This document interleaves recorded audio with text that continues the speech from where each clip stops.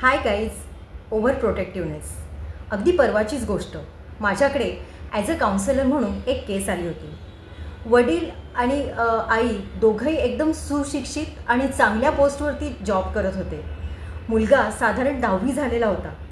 पण तो मुलगा एवढा ओव्हर प्रोटेक्टेड होता की 10वी झालेल्या मुलाला पण आत्तापर्यंत साधं रिक्षाने पण त्यांनी एकटं पाठवलं नव्हतं.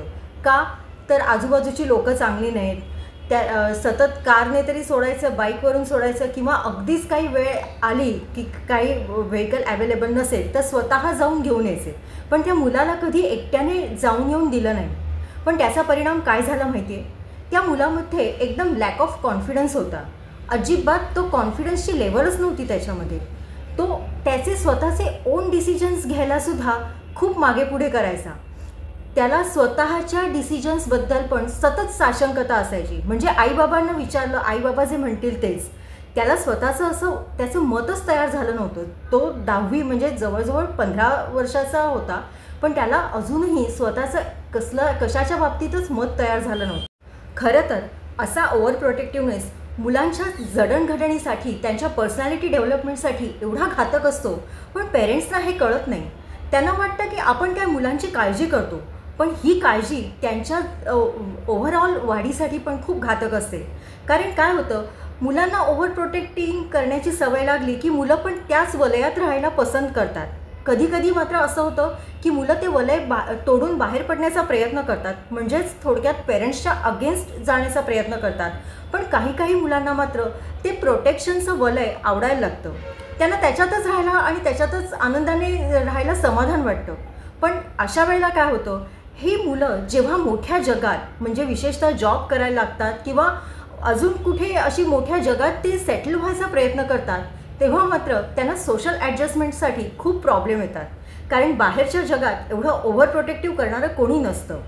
आणि त्यामुळे या मुलांचे नंतरचे त्यांच्या पर्सनॅलिटी डेव्हलपमेंटमध्ये सोशल ॲडजस्टमेंटचे प्रॉब्लेम सुरू व्हायला लागतात.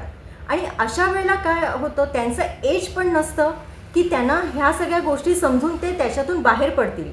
आणि ते बाहेर पडण्याचा स्वतःहूनही प्रयत्न करत नाहीत, कारण त्यांना एवढी सवय झालेली असते ओव्हर प्रोटेक्शनची की त्यांना तेच जग आवडून ते त्याच्यातच राहण्याचं प्रिफर करतात. कधी तर पेरेंट्स एवढा अतिरेक करतात. आता एखाद्या लहान मुलाला एखादी जर शिंक आली तर ठीक आहे ना, ओके, अगदीच काही जास्त झालं तर आपण डॉक्टरकडे घेऊन जातोच.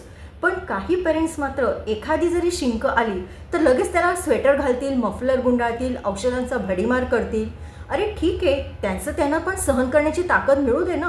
पुढे काय, शेवटी डॉक्टरकडे जावं लागलं तर आपण जाणारच आहोत. त्यात काय आपण त्याच्यात ओव्हर प्रोटेक्टिव्हनेस आहे असं म्हणणार नाही. काही पेरेंट्स तर मी असे बघितले आहेत की त्यांना त्यांच्या मुलांना अगदी कॉलेजमध्ये पण लांब कुठे पाठवायचं नसतं.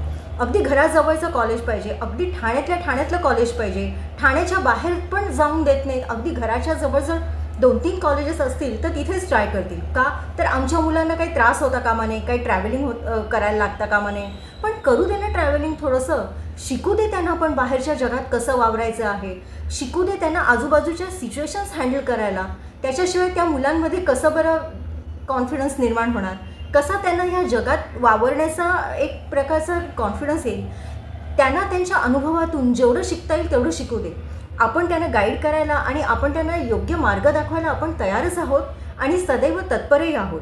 पण त्यामुळे त्यांचा अनुभव हा त्यांनीच घेतला पाहिजे. आपण आपले अनुभव त्यांच्यावरती लादून काही उपयोग नाही. एखादी तर शिंक आपल्या मुलाला सहन करण्याची ताकद नक्कीच असली पाहिजे आणि ती ताकद त्यांच्यामध्ये निर्माण करायलाच पाहिजे. माझ्या सगळ्या पेरेंट्सना, सगळ्या पालकांना एकच सांगणं आहे की तुम्ही काळजी घ्या, योग्य तिथे मुलांना मार्गदर्शन करा, अगदी त्यांचा हात धरून त्यांना पुढे नेण्याचा प्रयत्न करा. पण याचा अर्थ असा नाही की तुम्ही सततच त्यांना ओव्हर प्रोटेक्टिंग करत राहाल, कारण यामध्ये तुमच्या मुलांचंच नुकसान होत आहे. तुम्ही त्यांच्या पंखांना बळ द्या, त्यांच्या पंखांमध्ये ताकद द्या, पण शेवटी भरारी मात्र त्यांनाच घेऊ दे. त्यांनाच या जगात सेटल व्हायचं आहे आणि त्यांनाच या जगात सर्व्हाइव्ह करायचं आहे. शेवटी काय, आपण किती आणि कुठपर्यंत पुरे पडणार, बरोबर ना? आय होप की तुम्हाला हा व्हिडिओ आवडला असेल, आणि आवडला असेल तर लाईक आणि शेअर नक्की करा. आणि अशा वेगवेगळ्या विषयांच्या व्हिडिओसाठी stay tune with my videos. Thank you.